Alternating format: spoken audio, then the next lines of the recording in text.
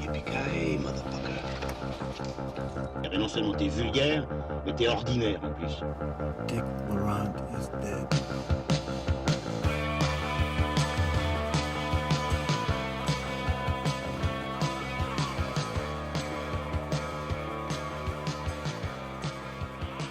Bonjour à tous et transmission numéro 10, c'est parti, je suis encore une fois super bien entouré, il y a monsieur Lucien Alflands à ma gauche. Salut Oli, salut Manu. Et Manuela à ma droite.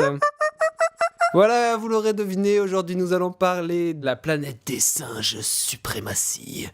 Autrement dit, War for the Planet of the Apes. On parlera de Dunkerque, de Christopher Nolan. On parlera aussi de Visage Village d'Agnès Varda et de Song to Song de Terrence Malick. Voilà, c'est un numéro d'été. On espère en refaire un, disons fin août, début septembre. Mais il y a encore plein de films de l'été dont on a envie de parler. Bien sûr, Baby Driver ou 120 battements par minute. Mais on va tout de suite commencer avec la planète des singes suprématie. We are not savages. Apes fight only to survive. Bad human kill ape. All dead now, a long time. Long time. Bad humans. Soldier. You are impressive. You're smart as hell. You're stronger than we are. But you're taking this all much too personally.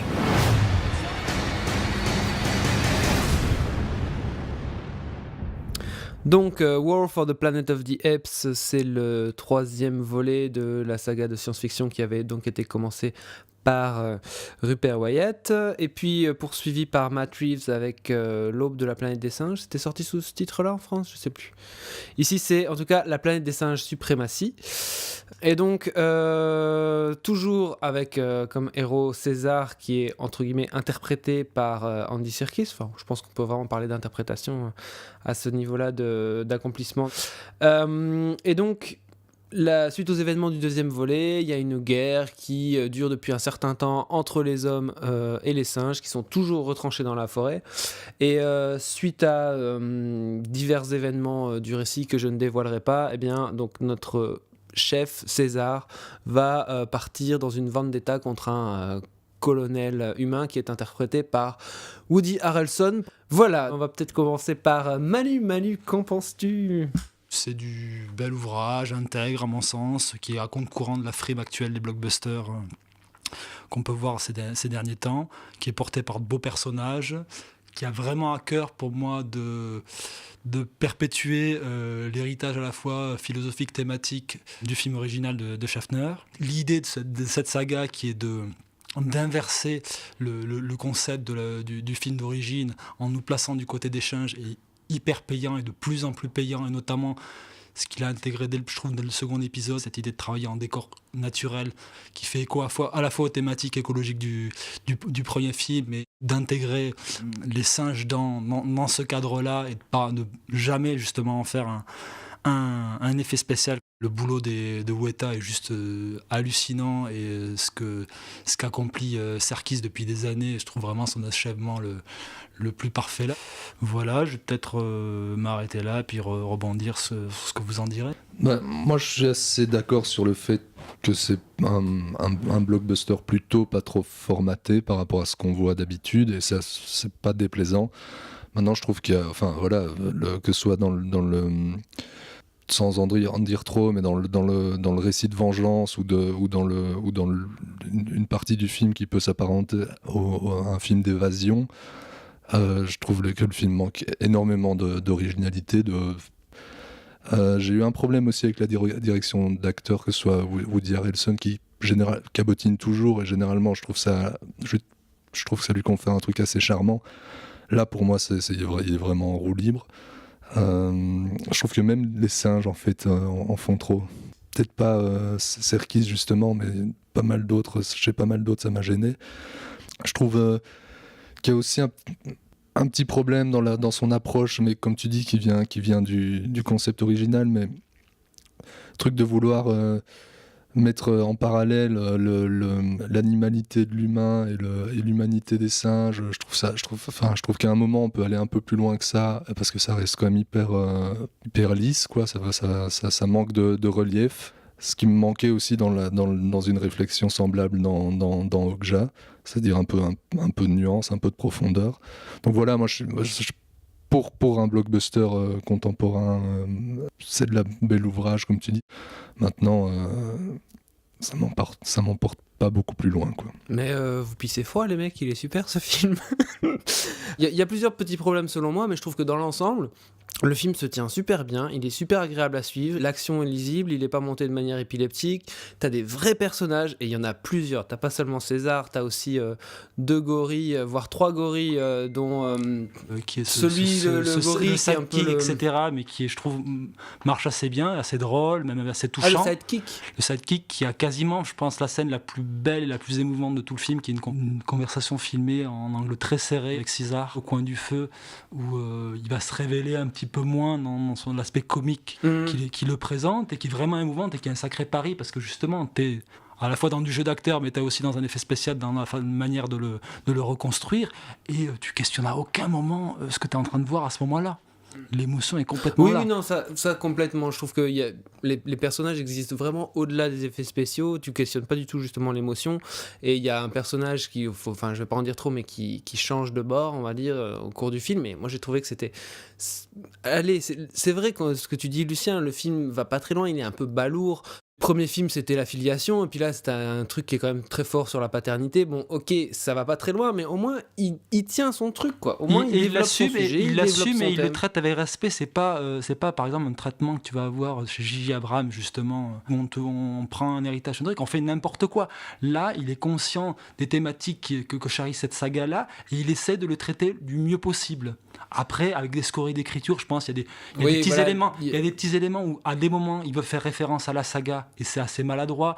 Le personnage de Nova qui est donné à une des jeunes filles dans le récit, qui est celui donné par Charlton Heston à sa compagne dans le premier, c'est un peu maladroit, parce que tu vois pas dans quelle timeline ces choses-là vont se rejoindre, mais ça reste des scories minimes. On n'est pas dans le cas de personnages qui vont faire coucou à l'écran pour se rappeler aux bons souvenirs, quoi. Voilà, après, s'il faut en venir aux petits défauts, je trouve que dans le film, en fait, comme il va très vite, justement, avec une scène qui est très importante, très vite dans le film, donc où, voilà, ça c'est pas spoilé, parce que ça arrive vraiment là, au bout de 3 minutes de film, il y a des humains qui sont capturés par les singes, et puis il va y avoir quand même des enjeux qui vont se dessiner juste à ce moment-là, au bout de 3 minutes de film. Et le seul problème que j'avais, c'était que j'arrivais pas encore à me mettre en empathie avec les singes, parce qu'il me fallait peut-être quelques minutes de plus pour passer outre justement ces effets spéciaux. Au début quand même, c'est un petit peu, j'ai eu un petit peu de mal quand même à me rentrer dedans, parce que bon, on est là, il y a quand même un truc bizarre d'avoir ces singes comme ça, hyper réalistes, qui parlent, etc. Ça m'a pris un tout petit peu de temps. Après, je pense que, comme tu le dis, le fait de les mettre en décor naturel, tout ce qui est justement le grisâtre, la pluie sur eux, etc., ça marche super bien, et ça les rend crédibles. Et de les filmer comme des humains, c'est-à-dire le plan qui introduit César est super bien pensé. Tu le vois avancer, mais en vue subjective. Version Les Sentiers de la Gloire, comme ça. Oui, mais je veux dire, c'est très bien pensé, cette idée d'anthropomorphisme, dans la manière de le filmer, tu vois, de la manière d'utiliser un regard qu'on appliquerait au cinéma à un humain. Avant de le présenter, il y a des petits trucs comme ça de mise en scène très classiques, mais qui sont hyper payants. Après, pour revenir de nouveau au défaut, t'as une longue scène avec Woody Harrelson au milieu, qui d'un coup... descend le film, quoi. Descend le rythme du film. En effet, Woody Harrelson n'est pas très bon. Mais c'est paradoxalement, le film dure, mais je pense qu'il dure pas assez sur certains trucs. Il y a des choses quelquefois qui sont trop ramassées. Et justement, tu as ce sentiment d'un coup de tunnel dialogué, où il va t'expliciter une thématique. Une scène, un moment, avec justement la jeune fille muette qui s'appelle Nova, qui a un échange avec un des singes qui pourrait être touchant s'il était construit dans la durée du film. Et dans la scène suivante, c'est le payoff de cette scène-là, où le singe meurt. Dans une scène en plus qui n'est pas forcément très lisible juste après. Et donc tu as des moments où tu as l'impression que certaines scènes, elles se passaient plus dans le temps, auraient été bien plus payantes. Il y a des choses, des fois, qui ne sont pas des mauvaises idées, mais qui, à mon sens, sont mal introduites. Ça, c'était le truc qui me faisait super peur. Enfin, quand on voit l'affiche du film avec la petite gamine derrière César, là. Mais moi, je trouve que ça marche super bien. Mais cette idée... On ne parle pas de la même chose. Hein. On parle pas du même singe. Du singe qui... Il y a l'orang-outan, elle a un rapport avec l'orang-outan. Oui, mais celui à qui elle offre une fleur. Ah oui. Et qui va mourir juste après d'accord. dans la séquence suivante.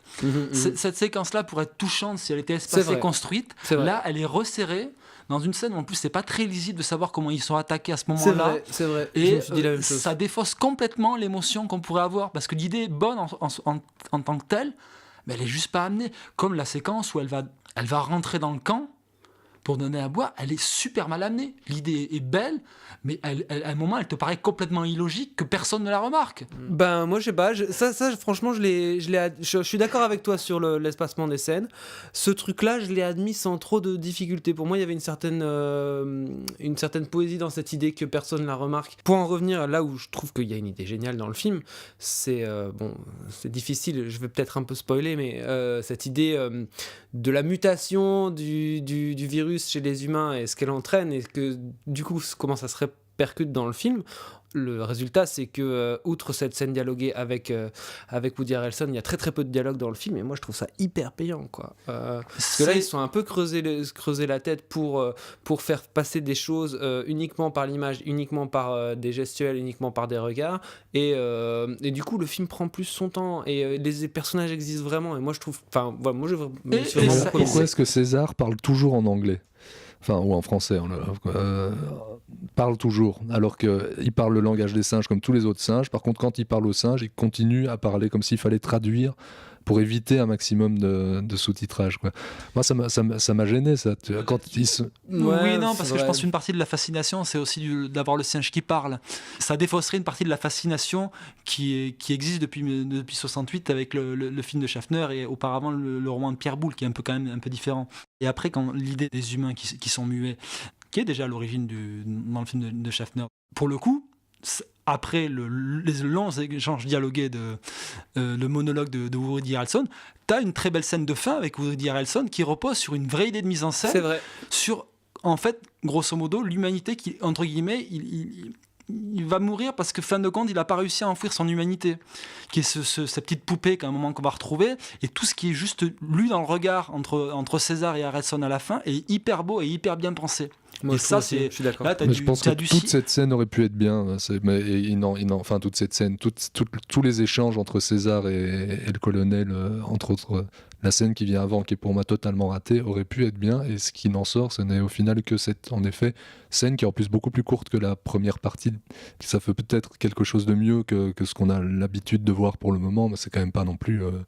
C'est pas non, mais il y a du cinéma, il y a des moments où vraiment... Encore heureux, c'est ce qu'on demande à n'importe quel film. Mais non, mais le problème, c'est que moi, quand je vais voir Les Gardiens de la Galaxie, j'ai pas une minute de cinéma dedans. D'accord. J'ai à aucun moment une scène qui me saisit, qui me transporte, qui m'émeut. En effet, peut-être qu'on voit le verre à moitié plein, mais franchement, moi, j'ai pris une bonne... ça m'a vraiment plu. En effet, il y a des scènes qui m'ont touché, il y a des scènes qui m'ont emporté. Toute la scène d'évasion, j'ai trouvé ça super aussi. Après, c'est vrai qu'il y a des scènes ratées. La mort d'un des personnages, comme tu en as parlé, Manu. Et aussi, malheureusement, les 3 dernières minutes qui manquent clairement d'inspiration, je trouve.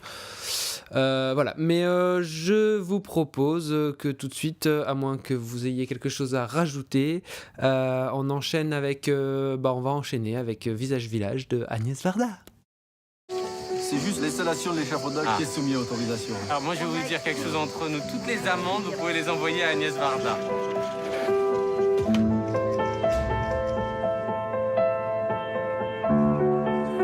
Tu as pris ?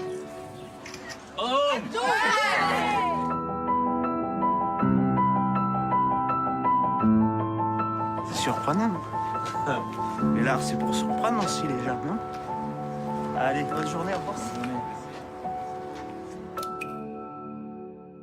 Visage Village. Tu m'avais dit que tu ferais les cœurs, Lucien. Tu m'as pris au dépourvu. C'est le nouveau documentaire, en tout cas, on va dire essai cinématographique d'Agnès Varda qui s'est associée cette fois-ci pour la réalisation à un street artiste ou artiste français qui s'appelle JR, en tout cas, enfin, son surnom c'est JR et qui n'a pas joué dans Dallas Manu. Donc, c'est quoi un petit peu le concept de Visage Village ? C'est un petit peu difficile à expliquer. Disons que JR et Agnès Varda vont aller dans justement des villages ou en tout cas des petites villes, vont se promener en France à la rencontre de certains habitants et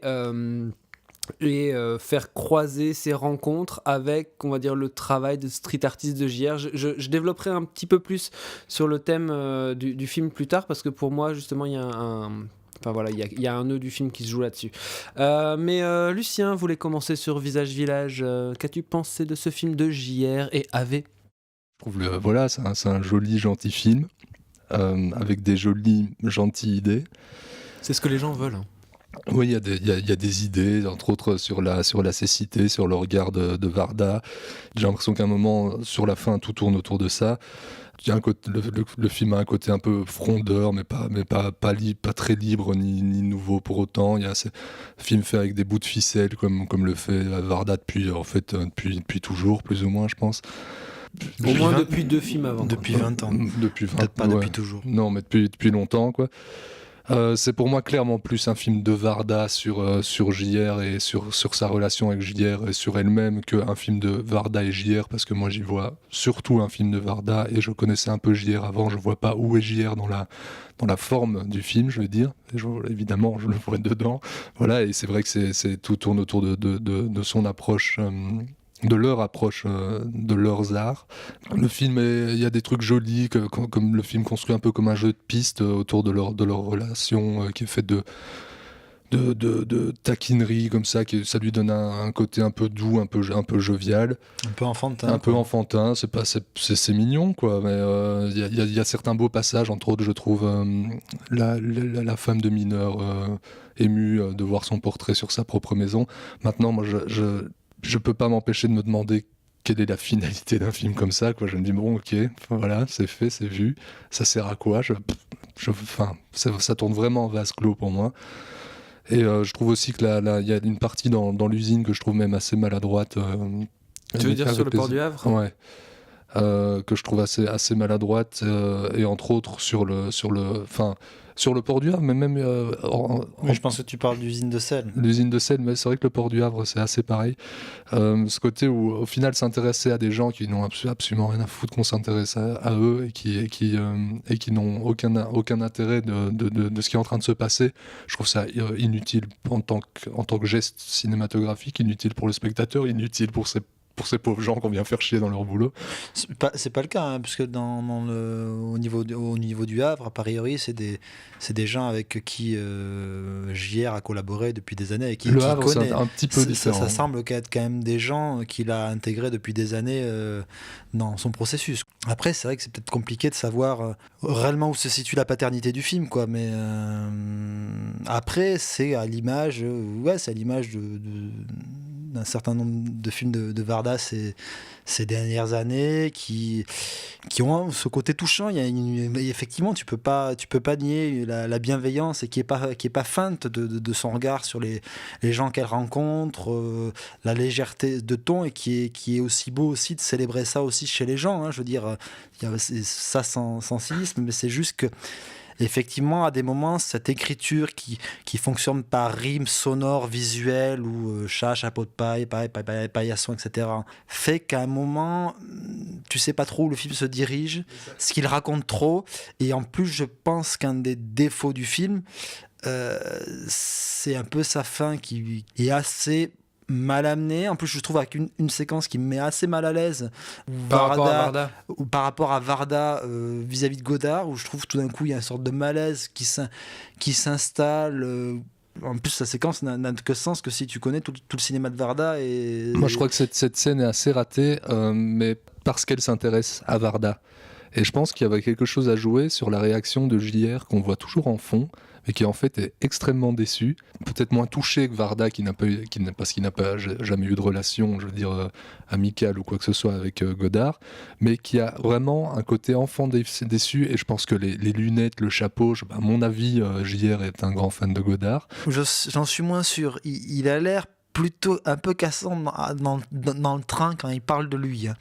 Il a pas l'air d'avoir la même fascination qu'Agnès Varda vis-à-vis de Godard. Je serais curieux, mais... c'est juste que j'ai lu cette scène comme ça. Cette arrivée de Godard dans le récit, pour moi, ne marche pas, et en plus fait que le film se termine de manière assez un peu brutale, qui contraste très fortement avec la légèreté et le regard qui avait été posé tout au long du film. Parce qu'il y a ce côté un peu, on pourra en revenir peut-être en parlant de Malick tout à l'heure, mais il y a ce côté un peu marabout, bout de ficelle, comme tu disais tout à l'heure, qui est accentué en plus, ça je mets une parenthèse, par le fait que JR a vraiment pris la diction de Varda, je trouve. Il parle vraiment comme Varda. Je trouve qu'il y a vraiment une manière de parler très, très, très saccadée, très enfantine, avec des choix de mots assez particuliers. Mais oui, c'est juste qu'à un moment, il faut terminer le film, et comme le film ne fait qu'avancer comme ça par accolade d'idées, il y a un moment, il faut le terminer, et c'est sûr que ça va être déceptif, parce que ça va se terminer de manière un peu... on ne sait pas exactement où il a commencé, et où il se termine, et ni comment, ni pourquoi. Mais ça, c'est dû à la forme des films de Varda depuis un certain moment, je trouve. Mais tout au long du film, il y a cette idée quand même de placer les gens de placer les gens dans leur environnement, de les grandir, l'idée de transmission, d'un héritage, de ces gens qui exercent le même métier que leurs parents. Il y a tout ça. Il y a aussi cette idée de Varda en filigrane qui vieillit, etc. Est-ce qu'elle transmet ou ce qu'elle communique avec JR. Mais je trouve cette manière brutale d'amener la mort, etc., de ramener ramener tout ça à la toute fin à Oda, est extrêmement brutale, et je trouve totalement en désaccord avec la légèreté de tout le reste du film. Je ne la vois pas venir. C'est pas que déceptif, je la trouve mal amenée. Bah moi je suis globalement d'accord, maintenant que j'ai la parole, merci. Je suis globalement d'accord avec tout ce que vous venez de dire. Il y a un truc qui m'a étonné dans le film, c'est que vous dites, je suis complètement d'accord avec vous, narration, marabout, bout de ficelle, machin, et au bout d'un moment, on se dit un peu, ouais, tiens, où est-ce que ça va tout ça ? Et c'est très drôle parce que justement à ce moment-là, il y a une scène entre JR et Varda où ils disent, ah bah oui, c'est le sujet. Ah bah oui, mais c'est quoi le sujet ? Ah bah oui, c'est la grande question, c'est quoi le sujet ? Et quelques scènes après, t'as Varda qui parle avec quelqu'un qu'elle rencontre, je sais pas, et elle dit en fait, c'est nous, on va à la rencontre des gens et on leur amène de la fantaisie, on se demande s'ils veulent bien partager notre fantaisie pour qu'on ait un chouette moment tous ensemble, etc. Et donc ils sont en train quelque part de te donner, de t'énoncer, de se dédouaner de faire ce film. Ah bon, j'ai trouvé ça assez paradoxal, et après c'est clôturé par cette fin, je suis d'accord avec toi, qui est amenée de manière super abrupte, et puis par la scène au Louvre qui tombe complètement à plat, avec Varda qui refait bande à part, avec un fauteuil roulant et JR qui saute dans tous les sens. Oui, c'est pas très heureux. Après, il y a des belles choses dans le film, comme tu dis, Lucien. Voilà, je suis pas étonné que les gens aillent voir le film, qu'ils soient contents quand ils sortent, etc. Moi aussi, d'ailleurs. Enfin, voilà, c'est sympa. C'est un peu inoffensif, quoi. Non, je sais pas si ça fonctionne mal, mais il y a effectivement des séquences qui sont mises dans le film et qui sont très anecdotiques. On en parlait en off, la séquence où on va aller voir la grand-mère de JR, ça dure 2 minutes, elle a rien à dire. Ok, on zappe. Et il y a plusieurs séquences comme ça où il y a quand même ce souci-là où on investit une scène et en fait on n'en fait pas grand-chose, mais on la garde quand même dans le film. Très bien, donc voilà, vous aurez compris qu'on ne rejoint pas l'enthousiasme critique quasi général vis-à-vis du film Visage Village d'Agnès Varda, même si voilà, ça reste quand même quelque chose de léger et d'agréable. Ok, on va enchaîner avec Song to Song de Terrence Malick. I didn't know I was coming to this party. And then I saw you and I thought, oh, that's why. As I walk along, I wonder what went wrong with our love. We thought we could just roll and tumble, live from song to song, kiss to kiss. And as I still walk We should make a record together. I know you do the live music thing.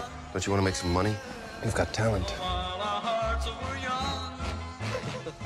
Donc, Song to Song, c'est le nouveau film de Terrence Malick qui est censé clore une forme de trilogie, ou en tout cas une espèce de recherche qu'il a entamée, on peut dire depuis Tree of Life, mais bon, qui est vraiment constitué de To the Wonder, de Knight of Cups et de ce dernier, donc Song to Song, avec au casting Ryan Gosling, Rooney Mara, Michael Fassbender et aussi Nathalie Portman. Les Kate Blanchett. C'est l'histoire de quoi ? C'est l'histoire d'une fille, on va l'appeler Rooney parce qu'elle est interprétée par Rooney Mara, qui essaye plus ou moins de percer dans le milieu de la musique et qui va tomber sur une espèce de producteur qui a l'air un peu borderline, on va dire, au niveau de son honnêteté personnelle et professionnelle, et qui va tomber amoureuse de Ryan, donc qui est interprété par Ryan Gosling. Si vous avez des meilleurs résumés du film, vous pouvez m'aider. Non, mais le film est difficilement résumable et je pense qu'il n'a surtout pas besoin d'être résumé. Ben moi, j'ai pas vu les deux Malick précédents. J'avais vu Tree of Life, que j'avais pas beaucoup aimé. Et ici, ben, je me suis copieusement ennuyé pendant 2 heures. En fait, c'est un cinéma, pour moi, qui est complètement désincarné. Il n'y a pas du tout d'attache pour quoi que ce soit. C'est pas un hasard si j'appelle les personnages du film par les noms des acteurs et actrices qui les interprètent, parce qu'ils ne dépassent jamais ce stade du glamour et de... En fait, ils ne transcendent jamais ce qu'eux-mêmes charrient avec eux. C'est-à-dire qu'ils sont des stars glamour, super beaux, bien habillés. On les voit évoluer dans des espèces d'intérieurs aussi désincarnés, qui peuvent aller dans un magazine de déco d'intérieur. Et il y a un refus chez Malick de tout ce qui pourrait... de nouveau, incarner son récit, de tout ce qui est action. Pas action au sens pétaradant, mais action au sens ils vont faire quelque chose pendant cette scène. Non, les personnages comme ne chez font rien. Dardenne, quoi, un truc d'action, quoi. Non, mais au moins, chez les frères Dardenne, ils réparent une mobilette, quoi. Mais là, à un moment, ils font la vaisselle, et t'as l'impression qu'ils ont jamais fait la vaisselle de leur vie. c'est genre... Il y a quelque chose qui fonctionne pas du tout, et donc, en fait, le film ne fait que montrer des gens qui se promènent, qui jouent à des petits jeux. Et puis alors, il y a des espèces de dialogues comme ça qui continuent sur plusieurs espaces, sur plusieurs lieux. Tu sais pas vraiment pourquoi. Et puis alors, la caméra bouge un petit peu comme si c'était au hasard, comme ça. Et juste parce que c'est joli. Ah tiens, je vais descendre sur les mains, c'est joli, comme ça. Et elle n'est motivée par rien. Tout le film, tout le récit n'est motivé par rien. Et alors... Rooney Mara, on devrait avoir de l'empathie pour elle, mais ça ne fonctionne jamais. Elle joue une fille soi-disant d'un milieu pauvre, mais ça ne fonctionne à aucun moment. On essaie de nous montrer la relation avec son père, on n'y croit pas une seconde. Ryan Gosling avec ses frères dans une maison de banlieue, mais ça ne fonctionne. T'as vraiment l'impression que c'est... comme Giscard qui faisait les dîners chez l'habitant, quoi. Tout est comme ça, hyper fabriqué. Moi, je comprends pas. Voilà, vraiment, je comprends pas ce truc. Je me suis vraiment royalement ennuyé tout au long du film. Et maintenant, vous allez m'expliquer pourquoi c'est génial. Je suis d'accord avec pas mal de choses que tu viens de dire, en fait. Mais moi, j'adore le film. Et je sais, en voyant le film... Je me rendais compte que ça, ça marche, la musique fonctionne sur moi, ça me prend, ça me transporte totalement, et en même temps, je comprends exactement tout ce qui va emmerder ceux qui n'aimeront pas. Pour moi, ce que tu appelles du laisser aller est pour moi plutôt une forme de liberté, et je pense que le film est construit comme un chorus de jazz, quoi, avec des bribes prises chez des musiciens excellents et construit par la suite de manière totalement libre et totalement et je pense que c'est une manière pour moi c'est presque une quintessence du cinéma tant ça construit à travers le montage, à travers des trucs ça va plus loin que le marabout bout de ficelle de Varda, c'est juste des bribes, des brèves de choses qui sont mises ensemble et qui construisent un truc directement sur qui ça marche. Ça construit directement quelque chose à même l'esprit, à même le...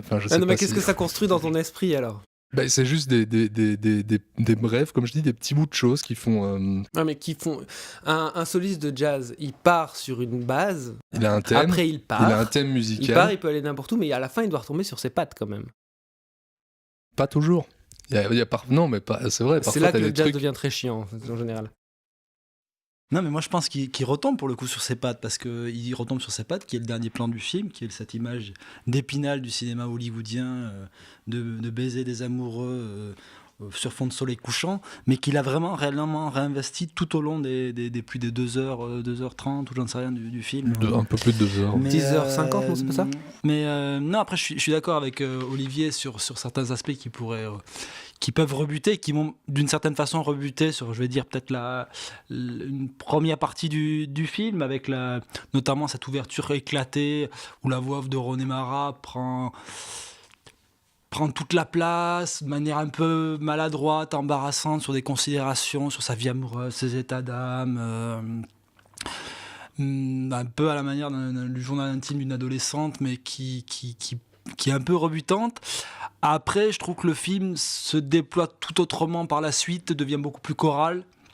Ne se ressent pas, même si elle reste le centre du récit, le film se développe, et pour moi c'est effectivement un film fragile, un film en suspens qui est sur l'instant amoureux, sur ses contradictions, sur ses attentes, sur les espoirs, l'acceptation, toutes ces choses qui peuvent être contradictoires dans le sentiment amoureux, et que Malick magnifie totalement dans justement cette manière de capter des instants fugaces, de vraiment se mettre en danger dans sa mise en scène en refusant tout son héritage classique qui a pu le porter de Badland, on va dire, jusqu'au Nouveau Monde, et qu'il a mis en place à partir de Tree of Life. Et pour le coup, là, tu es vraiment avec un cinéaste qui a vraiment investi le médium, le médium numérique, entre guillemets, qui a vraiment complètement reconstruit sa mise en scène, son processus de création avec le numérique, avec cette idée que justement, dans le numérique, on n'est plus limité à la bobine qui fait 12 minutes ou qui en fait 6 et qu'on fait tourner, et que le chargeur, après, on doit le changer.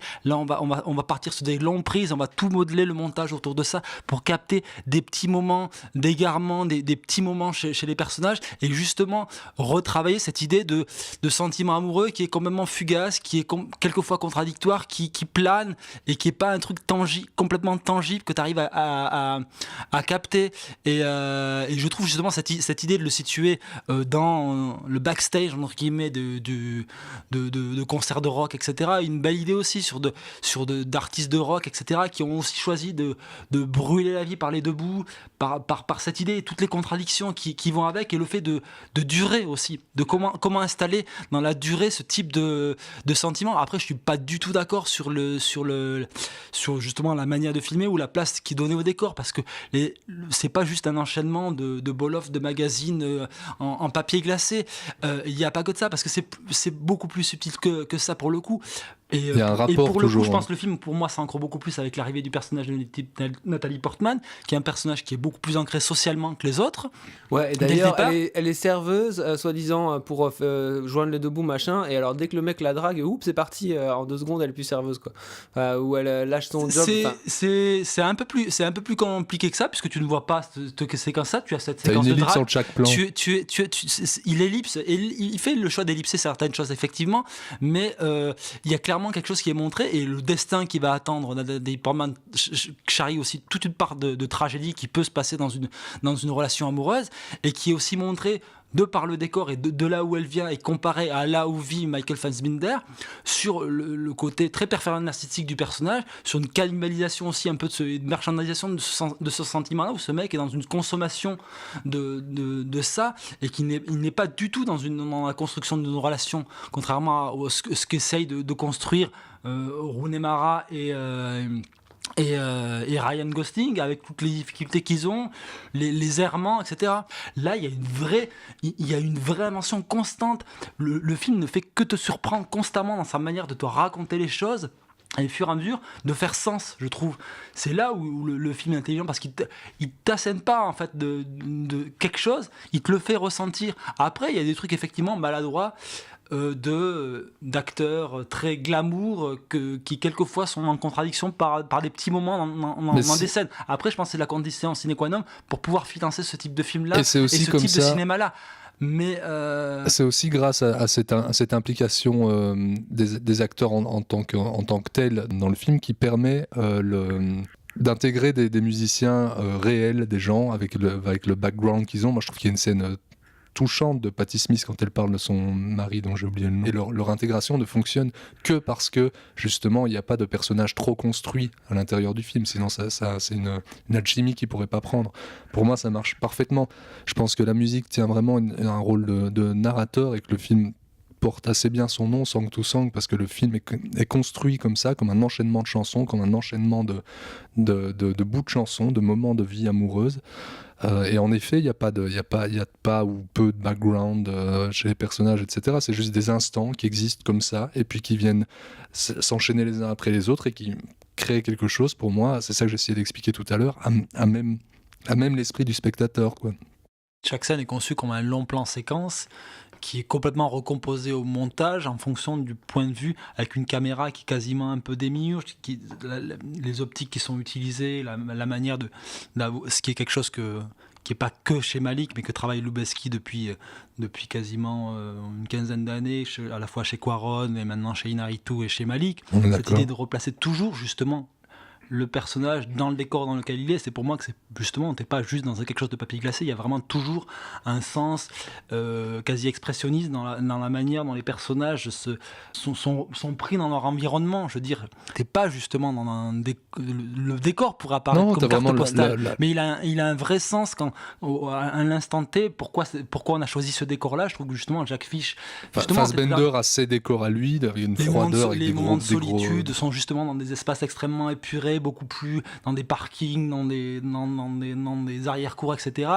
Il y a des vrais choix qui sont proposés, qui sont justement intégrés dans ce processus de mise en scène qu'a installé Malick depuis quelques films, et je trouve qu'il y a une des meilleures conclusions qu'il a pu faire, et pour le coup de quelqu'un qui aussi s'est offert cet espace, ce petit laboratoire qui court pendant 6-7 ans, et qui a explicitement dit qu'il revenait à une narration plus classique, traditionnelle après ça. Pourtant, je pense que à ce niveau-là, le précédent était peut-être encore plus radical, entre guillemets, mais m'avait dérangé sur d'autres points dont celui-ci est assez délesté.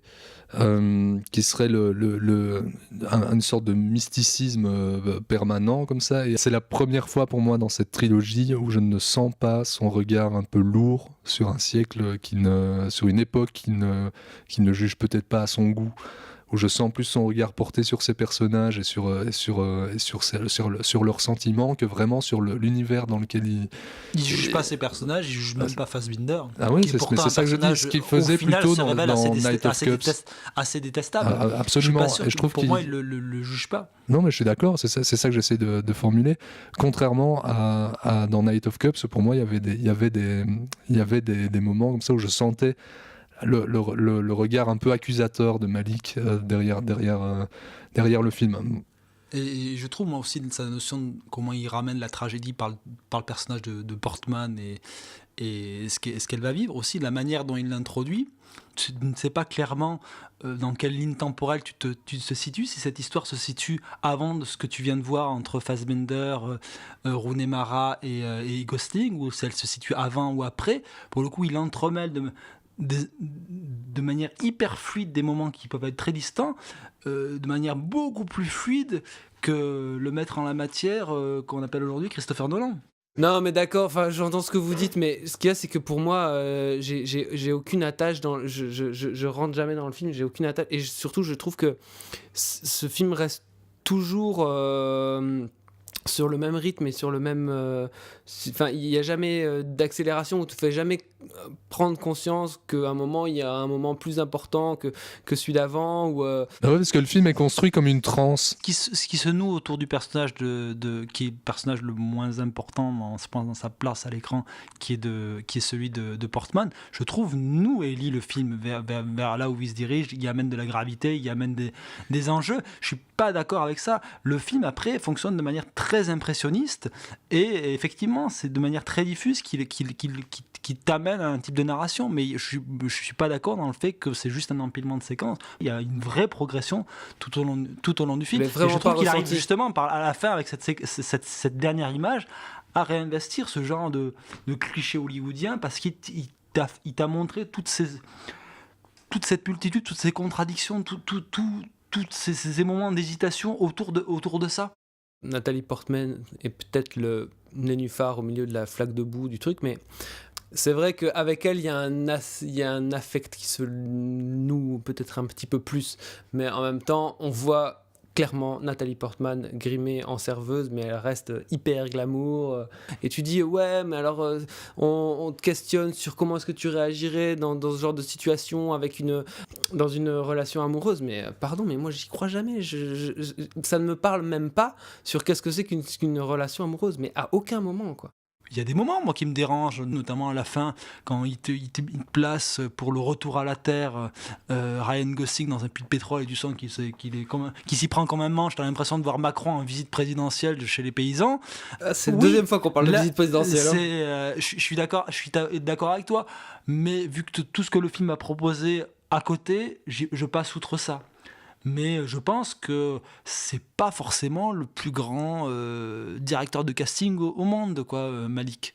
Non, mais est-ce que c'est dingue comme à partir de la longue pause qu'il y a eu entre Les Moissons du Ciel et La Ligne Rouge, tout Hollywood se précipite sur sa porte, quoi. Il a tous les plus grands acteurs à chaque fois pour ces films. Parce qu'il avait l'aura du mec qui avait fait Badlands, quoi. Tous les acteurs, oui, c'est ça, ouais. Tous les acteurs, pas de tout Hollywood, parce que industriellement, je pense que je sais pas dans quelle limite de budget, dans quelle économie se tournent ces films-là. Je suis pas sûr. Après, que ça intéresse les acteurs, ce type de processus où ils sont beaucoup moins dans la structure hollywoodienne classique et où ils vont clairement dans un truc où ils vont être dans un lâcher-prise que leur offre peu le cinéma à côté. Oui, ils sont sûrement friands de ça, et plus l'image prestigieuse d'avoir tourné avec Malik, c'est certain.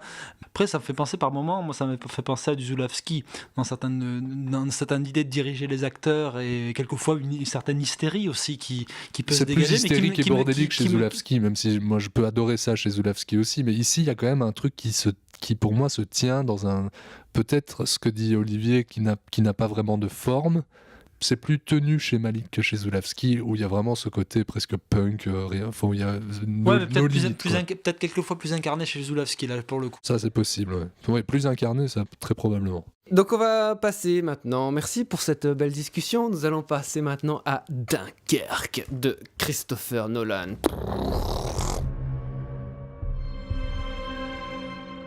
What has happened is a colossal military disaster.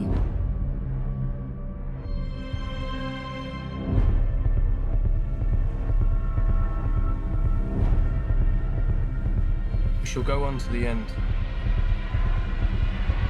We shall never surrender.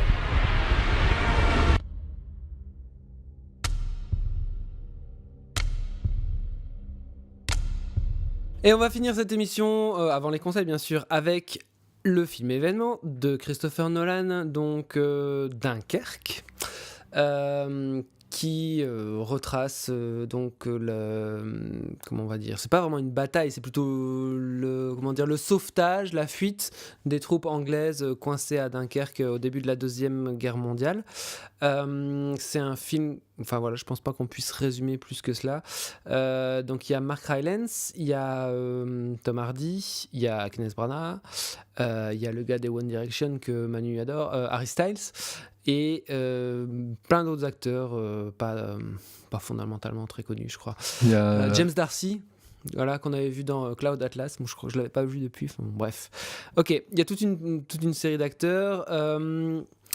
Et c'est un film de Christopher Nolan qui dure moins de 2h30, qui dure 1h40 sur un tel sujet. Moi, j'avoue que ça m'a quand même donné du cœur à aller voir le film. Franchement, en sachant que Christopher Nolan faisait 1h40 sur un tel sujet, je me suis dit, ouais, allez, j'ai envie.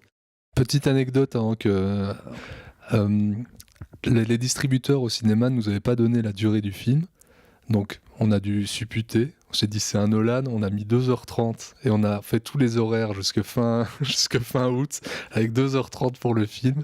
Du coup on bousille 2 films par salle sur la journée à chaque fois parce que le film fait putain d'1h40 alors que dans le doute on savait pas, on pouvait pas faire autrement, on était obligé de faire les horaires.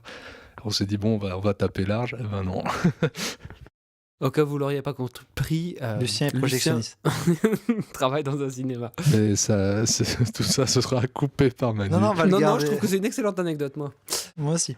Mais, Donc Manu, tu commences sur Dunkerque ? Ouais, j'ai commencé sur Dunkerque, comme on dit chez nous, en Dunkerque. Belgique. Mais non, mais c'est pour moi un film qui est un peu à l'image des défauts et des qualités de Nolan. Pour le coup, je suis pas assez cueilli par le premier tiers du film, parce que je trouve qu'il est plutôt habile dans l'exposition de son film, la manière d'installer le climat sur cette plage, de créer une certaine atmosphère. Il travaille vraiment à la profondeur de champ, tu sens qu'il expérimente des trucs qu'il ne faisait pas auparavant, et je pense justement d'avoir terminé cette collaboration avec son chef opérateur qui a couru sur tous ses films, et là de travailler avec Hoytema qui était là sur Interstellar. Je pense qu'il est en train de se réinventer, mais malheureusement après ça il retombe pour moi dans, je sais pas si c'est ses travers, mais c'est aussi ce qu'on attend, et c'est sur comment un film de Nolan est vendu aujourd'hui. Il y a cette narration éclatée sur 3 temporalités, 3 espaces qui, à mon sens, ne se justifie jamais, qui pour moi même va à contresens de l'immersion du film. On va peut-être revenir en arrière, c'est ça, tu veux dire ? Non, juste j'aurais beaucoup à dire là-dessus. Pour moi, qui va un peu même à contresens du film, puisqu'on passe du jour à la nuit, on a des problèmes de raccord lumière, de plein de trucs, etc., qui se créent par tout ça, et qui n'apportent pas grand-chose, et on sent que c'est un peu une béquille qui est mise là, parce que, comme si le fait d'aller voir juste un simple film de guerre par Christopher Nolan ne serait pas assez vendeur pour le public, parce que le public attend de Nolan triturer ça, et il y a ça. Et donc je trouve tout d'un coup, après avoir cette très belle exposition, tout d'un coup il s'enferme dans ce mélange de temporalité. Le film est très peu payant et est desservi par un des collaborateurs dont, à mon avis, Nolan doit se séparer, qui est Alzheimer, qui est un cancer de la musique de film, et qui pour moi a fait que la séquence était éprouvante, parce que la séance a été éprouvante parce que du début à la fin il a une seule idée thématique et orchestrale, c'est d'orchestrer tout le film sur un tic-tac de montre qui ne fait que va qu'en s'accélérant, et à chaque scène on voit le truc arriver, ok, le tempo va aller crescendo, ça va s'accélérer, et ça me sort complètement de l'immersion voulue par Nolan, voulue par l'utilisation du 70 mm, voulue par l'IMAX, et je me dis mais c'est dommage, parce que comme pour Interstellar, où Interstellar m'avait séduit, parce que j'ai beaucoup apprécié Nolan sur ses premiers films, et ça fait quelques films que j'avais des soucis avec ces super structures où l'intrigue prenait tout le pas sur les personnages. Interstellar m'avait séduit dans son introduction, où d'un coup il prenait le temps d'installer ses personnages, d'installer les relations entre les personnages, où l'émotion me regagnait, et tout d'un coup, à partir de la grande séquence d'Interstellar où le personnage de Matthew McConaughey se retrouve confronté à 20 ou 30 ans de sa vie face à ses enfants, une séquence bouleversante, le film d'un coup se raccrochait à des pirouettes scénaristiques assez capillotractées, pas très intéressantes, et perdait complètement le fil émotionnel du film. Et là, pour moi, c'est un peu la même chose. Au début, on n'est pas peut-être dans de l'émotion, mais toute la dimension atmosphérique qui est place au début du film se perd complètement dans cette narration éclatée. Je suis assez d'accord avec tout ce que tu viens de dire. Je mettrai donc je vais faire que mettre des petites nuances, mais je trouve que le pari de base est peut-être de faire une sorte de survival sensoriel et humaniste, parce que je pense que le film a vraiment cette volonté-là, entre autres de ne pas... je trouve qu'il pousse ça au point de ne jamais montrer le visage ennemi, qui est comme plus une masse sourde qui rôde, qui est presque déifiée comme ça. Il y a même un moment, je pense c'est Branagh, qui est aussi Kenneth Branagh, qui dit qui préfère affronter la mer que les avions ennemis. Je pense que c'est vraiment une manière d'extraire, de faire en sorte que la menace ne soit pas concrètement humaine. On sent qu'il essaie d'entreprendre un regard sur le film de guerre un peu différent. Bon, pour moi, il n'y arrive pas trop. Il y a un moment où je suis assez d'accord sur la musique d'Hans Zimmer qui bouffe un peu tout le film. Et en même temps, en voyant le film, je me dis, mais cette musique est tellement omniprésente et assez dérangeante parce qu'elle prend trop de place. Mais elle raconte, enfin, elle est presque narratrice d'une certaine manière, donc elle est. Je n'arrive pas à imaginer le film sans la musique, en fait. Pour moi, elle est à contresens et elle tue toutes les intentions de mise en scène qui sont voulues dans la profondeur de champ par des trucs beaucoup plus minimalistes où ils cherchent à créer du spectaculaire par un travail sur la profondeur de champ. Et là, tout d'un coup, tu as ce gros martèlement qui remplit toute la bande-son et qui laisse aucun espace à rien. Je suis assez d'accord aussi sur le côté, le jeu sur les différentes temporalités du film, qui pour moi ne s'explique pas vraiment, sinon par le fait qu'il faut que il faut vendre un film de guerre par Christopher Nolan. Ouais, c'est ça. Enfin, d'abord, il y a le côté, c'est ça. Nolan a un auteur qui travaille le temps, donc il est obligé un peu de travailler le temps dans tous ses films, ce qui est bon. Voilà, ce n'est pas le cas. Et en plus, c'est peut-être aussi la seule manière qu'ils avaient trouvé pour de raconter toutes ces actions qui se passent sur un petit laps de temps, même si je pense qu'à travers il y avait d'autres manières de les penser, mais pour moi, c'est le parti pris qu'ils ont pris. La même séquence de manière linéaire, effectivement, ça serait réduire les enjeux à une temporalité, mais elle ne gênerait pas pour autant le récit. Après, je pense aussi personnellement, moi je préfère, comme tu disais, le premier tiers d'Interstellar. En fait, moi je préfère le Nolan plus épuré. Donc, pour moi là il est épuré. C'est là que j'allais en venir. Je dis dans l'absolu, je préfère le Nolan plus épuré, et c'est le cas, comme dans le premier tiers d'Interstellar, comme dans pas mal de scènes de The Dark Knight, comme dans ses premiers films. C'est le Nolan que je le préfère moins grandiloquent. Enfin bon, voilà. Avec des vrais personnages, parce qu'il ne faut pas oublier qu'un des malentendus sur Nolan, sur la manière de structurer ses films, par exemple sur Memento, qui est devenu un peu une sorte de film culte qui charrie l'image de Nolan, tout le film est axé sur la perception que tu as du personnage. Cette structure inhabituelle telle qu'elle est, elle est vectrice de l'émotion que tu as vis-à-vis du personnage de Guy Pearce. Là, d'un coup, ça fait rajout sur un film qui n'a pas besoin de ça et sur lequel aucun personnage n'existe, que ça soit les anonymes castés sur la plage, que les grandes figures paternelles qui sont incarnées par Mark Rylance ou Kenneth Branagh avec je trouve que tous les dialogues hyper sacerdotaux, quoi. Tous les acteurs sont assez bons, et je pense d'une dernière chose, que le film aurait peut-être gagné à être un peu moins monolithique dans son intensité. Tu parlais tout à l'heure de Malick, qui pour toi était totalement n'avait aucun relief. Ici, il y en a pas non plus, mais par contre, il a poussé ça. Les curseurs sont à fond tout du long, et du coup, dès la première seconde du film à la dernière seconde, il baisse jamais l'intensité, jamais le rythme. Et du coup, c'est vrai qu'il y a un côté assez intense, mais on perd quand même en immersion et en émotion, peut-être. Alors, en immersion, je trouve pas du tout. Je trouve que le film est justement assez immersif. C'est sa principale qualité, selon moi, et son principal défaut aussi. Et en émotion, complètement. Bon, il y a beaucoup de choses à dire, selon moi, sur ce film. Je trouve que c'est déjà un film assez passionnant. Pour Christopher Nolan, de faire ce film-là au moment de sa carrière, je trouve ça assez culotté, parce qu'il y a moins de stars, c'est un film plus court, c'est un film avec très très peu de dialogue par rapport au précédent film de Christopher Nolan. Et en plus, c'est un film de guerre, donc un truc qui, a priori, va pas ramener autant de masse que d'habitude, et en plus, il le fait sans star spécialement, quoi. Oui, non, les stars, je suis pas d'accord. Il y a Kenneth Branagh, il y a Mark Rylance, il y a des figures très incarnées et qui sont clairement les figures qui ont du dialogue, qui sont là, qui sont mises en avant, et pas dans la meilleure des manières. Je suis d'accord avec toi, Manu. Par contre, sur l'exposition, je trouve que l'exposition est très très bonne, et notamment ce coup de ce qui se noue entre deux soldats. Qui est fait de manière très subtile et pas très claire, justement, volontairement pas très claire au début du film sur la plage là. Donc on est avec ce premier soldat qui va nouer une relation avec un autre soldat qu'on va voir et dont on va découvrir quelque part le secret que en tant que spectateur tu subodores quand même sur le, enfin voilà, ça c'est dans une des temporalités.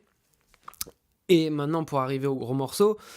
Les 3 temporalités, ok. Donc, au début du film, on t'annonce... alors, ça se passe sur la plage, ça dure 1 semaine. Ça se passe sur la mer, ça dure 1 journée. Ça se passe dans les airs, ça dure 1 heure. Ok. Avec ces 3 temporalités, il fait une espèce de truc très bizarre où, comme c'est dans 3 temporalités différentes et que c'est entremêlé, il te montre des choses que tu sais qui vont arriver dans l'autre temporalité après. Donc en fait, tu peux quand même anticiper des choses qui vont se passer. Sauf que, quelque part, ça fonctionne pas du tout. Par exemple, je sais pas si tu te rappelles, mais tu as des plans qui sont des plans aériens, sur des choses qui se passent sur les bateaux, voilà, sur la mer. Et ensuite, tu te retrouves... Et donc, tu vois un bateau sombrer, des gens qui nagent dans l'eau, etc. Et après, tu vas te retrouver plus tard dans la même situation, mais que toi, cette fois-ci, tu vas pouvoir anticiper. Et en fait, je crois que ce qu'il a essayé de faire, c'est justement de te créer un suspense avec ça. C'est-à-dire qu'il t'a montré le futur, quelque part, tu vois. Il t'a montré ce qui allait se passer après. Moi, je trouve pas que le futur marche. Et je pense mais je pense que ça marche pas. Mais je trouve que c'est assez vertigineux ce qu'il essaye de faire. Mais ça fonctionne pas super bien parce que justement, t'as pas d'affect et que, comme tu disais, il est pas super doué pour l'espace et les trucs, les machins. Tu t'identifies pas assez bien les choses. Est-ce que tu surinterprètes pas un tout petit peu, un poil? Non, franchement, je trouve pas. Mais il essaye clairement de faire ça. Vous avez pas ressenti ça? Moi, j'ai pas ressenti ça, peut-être parce que j'étais déjà complètement à un moment évacué du film par cette musique de Hans Zimmer qui est envahissante et qui, pour moi, tuait toute tentative de cinéma à partir d'un moment. Après, moi, j'ai un souci, c'est quand même il y a 1/3 du film qui se passe dans les airs. Et là, on voit toutes les... tiers. Ouais. Une partie du film... Une des un 3... cinquième. Un cinquième. Une des 3 temporalités du film qui se passe dans les airs. Et là, tu vois les limites complètes de Nolan dans la manière de filmer l'action. C'est grosso modo, j'ai un plan sur le cockpit, un plan sur la gueule de Tom Hardy, un plan arrière, un plan arrière collé au nez de l'avion, un plan à l'arrière. Il y a un plan intéressant qui est subjectif. Et c'est du ping-pong entre ces plans-là, et ça ne se renouvelle jamais. Non, mais ça, je suis d'accord. Et là, il a beau avoir peint le nez en jaune des avions allemands pour t'y repérer, je finis par m'y perdre parce que je bascule tellement dans un ping-pong un peu automatique entre ces valeurs de plan qu'au final, je n'investis plus du tout cette séquence-là. Toutes ces séquences qui se passent dans les airs, je trouve que là, on voit les limites de ça. Je trouve que pour le coup, il est très bon dans l'exposition, il n'est pas très bon dans l'action. En fait, j'ai un souci avec Nolan, je pense depuis le Prestige, où je trouve que... C'est sa coupe de cheveux, quoi. Pour moi, ça va vraiment pas, quoi. Non, mais Nolan, pour moi, le Prestige est un film raté, où il passe complètement à son sujet, il surligne tout, justement, le jeu temporel est systématiquement martelé et surligné, toutes les séquences, et j'étais content avec Interstellar de voir cette toute première partie où tout d'un coup il se redéployait sur des personnages, sur de l'émotion, sur un cinéma beaucoup plus classique, se débarrasser un petit peu des tics qui étaient devenus son cinéma. Et ce que je retrouve dans le premier tiers ou la première partie, l'exposition de Dunkerque. mais voilà, je trouve qu'après ça joue que sur une seule même note. Comme Zimmer, ça joue sur la même note qui se répète et qui n'évolue pas. Et voilà, sur le même sujet, sur le même événement, tu as Henri Verneuil qui a fait un film bien plus intéressant, bien plus large, bien plus haut en couleur, qui est Weekend at Zuidcote. Il y a eu d'autres films qui ont précédé Nolan, et je trouve que Nolan rapporte pas grand-chose. Pour plusieurs choses, il n'est pas très bon. Mais pour d'autres choses, il est très bon. Hein. Côté immersif, je trouve qu'il fait des très beaux... Enfin voilà, il y a comme tu disais, profondeur des champs, une très belle ambiance. Il pose des choses très belles. Et il fait aussi des suspens qui marchent très très bien, mais sur quelques minutes. Sur une noyade, il va te faire un super suspense, ou sur le moment où ils sont dans la carlingue du bateau et que t'as les balles ennemies qui vont transpercer la coque du bateau, etc. Sur des petits instants, il te fait des très bons suspens. Mais sur l'heure 40, il n'y arrive pas. Pour revenir à la séquence de la cale qui est une séquence un peu tendue, effectivement, où l'ennemi n'est jamais visible, comme l'indique Lucien, qui est peut-être tendu dans justement cette notion de jamais montrer l'allemand et d'avoir ces balles qui commencent à percer la coque et la tension. Le problème, c'est desservi par des dialogues absolument ineptes à ce moment-là qui portent le sens du film, parce que Nolan a bien répété en promo, c'est pas un film de guerre, c'est un film de survie. Et qu'est-ce que font les personnages ? On a un grand discours sur la survie, que c'est crade, et oui, on comprend, et surtout sur un rebondissement scénaristique sur un des personnages, qui est ce personnage qu'on a suivi au début du film en accompagnant ce soldat anglais, la rencontre qu'il y a effectivement, qui est d'assez beaux moments du film, et toute cette intro avec ces deux personnages.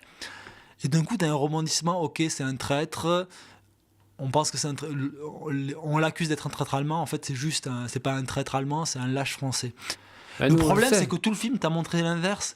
C'est un mec qui a sauvé par 2 fois le personnage qui est en train de l'accuser.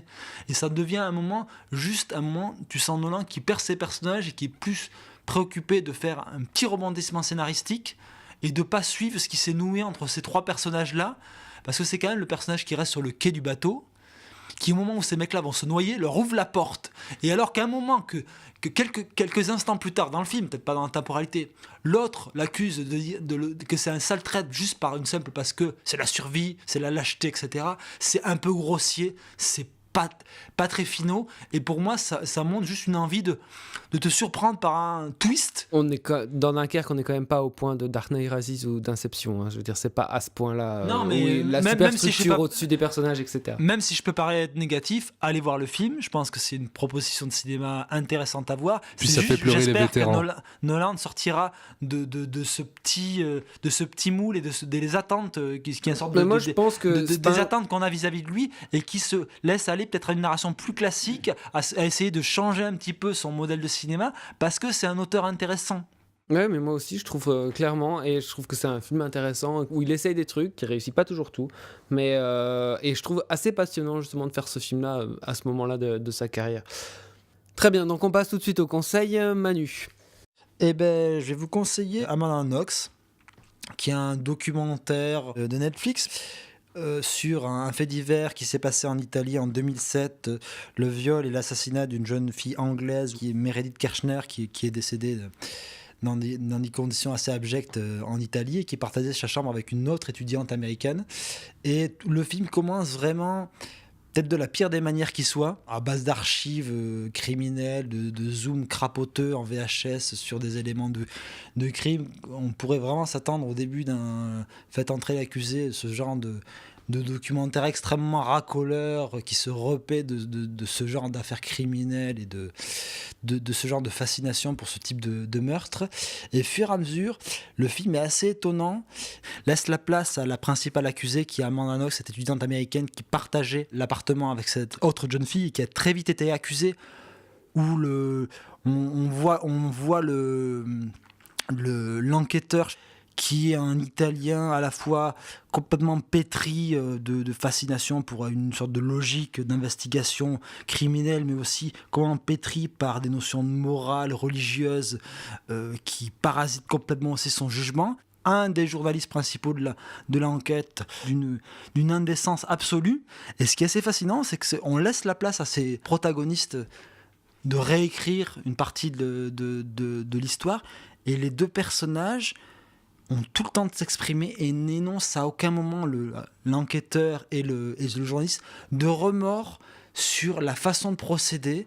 Et c'est assez fascinant de voir des authentiques salauds s'exprimer aussi librement après avoir vu ce qu'ils ont absolument détruit de la vie de quelqu'un par le traitement à la fois médiatique et judiciaire. La manière de se dédouaner totalement de ses actions est assez fascinante. Ok, donc un docu moins guilleret que Visage Village. Tout à fait. Très bien. Ben moi, je vais vous conseiller un film qui est sorti en fait en DVD, en Blu-ray fin mars, donc au début de l'année, qui était invisible depuis très longtemps. Chez Rimini, il est sorti, un petit éditeur, pour une fois qu'on parle pas de Carlotta ou du chat qui fume. Et donc c'est Georgia de Arthur Penn que j'attendais de voir depuis très longtemps, et donc qui était, comme je l'ai dit, quasi invisible. Georgia, c'est un film de potes, et en même temps c'est un film qui décrit toute une époque l'époque. C'est un film qui se passe sur une dizaine d'années et c'est soi-disant le meilleur film sur les années 60. Ce qui est très intéressant dans le film, donc, c'est Arthur Penn qui a réalisé Bonnie and Clyde, entre autres, qui là renoue avec une veine un petit peu farcesque, je dirais, un petit peu le ton qu'on peut avoir, que moi j'aime beaucoup, une espèce de ton un petit peu surréaliste qu'on peut avoir dans Little Big Man ou qu'on peut avoir dans Alice Restaurant. Il renoue un petit peu avec ce ton-là, et donc c'est l'histoire d'un jeune émigré yougoslave qui arrive aux États-Unis, puis qui va grandir, et qui, alors qu'il est adolescent, qui finit le lycée, lui et deux de ses meilleurs amis sont amoureux de la même fille qui s'appelle Georgia, et ensuite à partir de ce début-là, il va traverser bien des intempéries, et il va traverser notamment les années 60 aux États-Unis. Le film a été écrit par un grand dramaturge et écrivain américain qui s'appelle Steve Tezic, et qui avait, lui, écrit très fort l'histoire d'amitié. Et Arthur Penn a rajouté ce côté traversée historique. On traverse l'assassinat de Kennedy, les années hippies, et surtout la fin du rêve des années 60-70, la fin du rêve, on va dire Flower Power, etc. Tu veux dire qu'on finit par un film de Terrence Malick? Non, ça ne ressemble jamais à un film de Terrence Malick. Ça ressemble à un film d'Arthur Penn, tout en ressemblant très fort. Moi, je le rapprocherais plutôt de Nous nous sommes tant aimés de Scola. Ettore Scola. Et c'est avec cet acteur qu'on a très peu vu, qui s'appelle Craig Wesson, qu'on a vu, qui était le héros de Body Double. Voilà, c'est un film qui est très touchant, un super beau film sur l'amitié, et qui est à la fois très drôle et en même temps très mélancolique, tout en gardant un côté optimiste. Voilà, j'étais pas déçu. Malgré une attente presque de 10 ans pour voir ce film, j'ai absolument pas été déçu. C'est vraiment un film très touchant. Puisque Oli parle d'un film d'Arthur Penn, moi je vais vous en conseiller un autre qui est probablement moins réussi, moins tenu, mais qui est un film qui m'a assez bien marqué, que j'ai vu assez dernièrement, qui est Mickey One d'Arthur Penn aussi, donc, avec Warren Beatty, et qui est un film, je pense peut-être le film pour lequel on a inventé le terme film malade, grand film malade, parce que c'est vraiment un grand film pour moi. Il y a une idée par plan. Il y a... Je parlais de film jazz tout à l'heure en parlant de Malick, mais là on est encore plus dedans parce qu'il y a un rapport direct avec la musique jazz, un film d'une liberté, d'une liberté totalement folle. Warren Beatty à ses débuts est absolument génial dans le film. C'est un film qui est totalement foireux parce qu'on n'y comprend rien, parce que c'est absolument pas tenu, c'est assez mal écrit. Comme un film d'Altman en fait, non ? Comme certains films d'Altman, qui n'a aucune linéarité, dont on ne suit pas spécialement les actions les unes à la suite des autres, mais il reste une énergie absolument hallucinante, la folie, parce que je pense qu'Arthur Penn est vraiment un cinéaste fou, et je pense que ça revient régulièrement dans ses films, et surtout, comme je dis, il y a une idée visuelle ou sonore ou de Warren Beatty dans son jeu d'acteur, mais il y a une idée par plan. Donc c'est un film dont on ne peut pas dire qu'il est totalement réussi, mais c'est un grand film quand même. Très bien, et ben sur ces conseils, on va clore cette 10e de transmission. On essaiera de revenir au mois de septembre. D'ici là, on vous souhaite de très bonnes séances de ciné et à très bientôt.